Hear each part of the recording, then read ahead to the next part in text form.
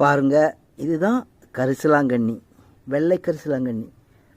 இதனுடைய பூ பாருங்கள் எப்படி இருக்குன்னு பாருங்கள். வெள்ளை கரிசலாங்கண்ணி, இதுதான் வெள்ளை கரிசலாங்கண்ணி. இதுலேயே மஞ்சள் சிவப்பும் இருக்குன்னு சொல்கிறாங்க. ஆனால் சிவப்பு வந்து கால்படாத மலை உச்சியெல்லாம் இருக்கும்.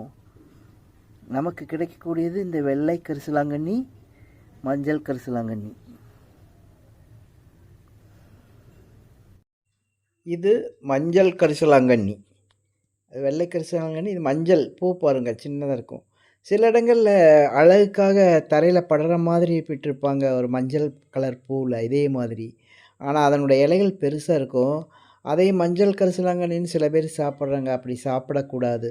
அது வாந்தி, வயிற்றுப்போக்கெல்லாம் ஏற்படும். அந்த மாதிரியெல்லாம் எதையும் தயவு செய்து சாப்பிடாதீங்க. இதுதான் மஞ்சள் கரிசலாங்கண்ணி.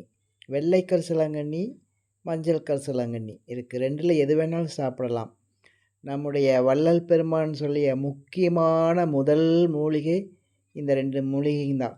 இந்த கரிசலாங்கண்ணியிலேயே எப்படியாவது எந்த வகையிலையாவது நம்ம சேர்த்துக்கணும்னு சொல்கிறாரு.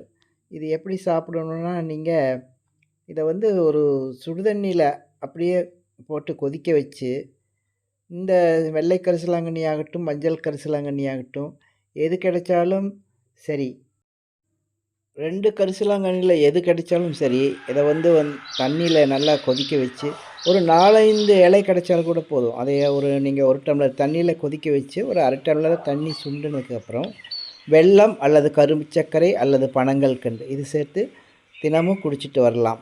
இதுக்கு இலை உங்களுக்கு கிடைக்கலன்னா, இந்த இலை கிடைக்கும்போது நீங்கள் அதை வந்து காய வச்சு பொடி பண்ணி பவுடராக வச்சுட்டு கூட தேன்லேயோ அல்லது சர்க்கரையிலையோ கலந்து சாப்பிடலாம்.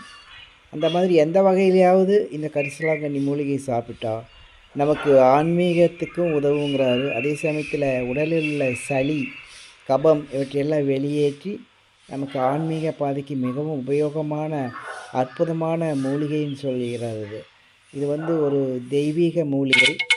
இந்த கரிசலாங்கண்ணி நமக்கு எங்கே கிடைக்கிதுன்னு பார்த்து நீங்கள் அதை எடுத்துக்கலாம்.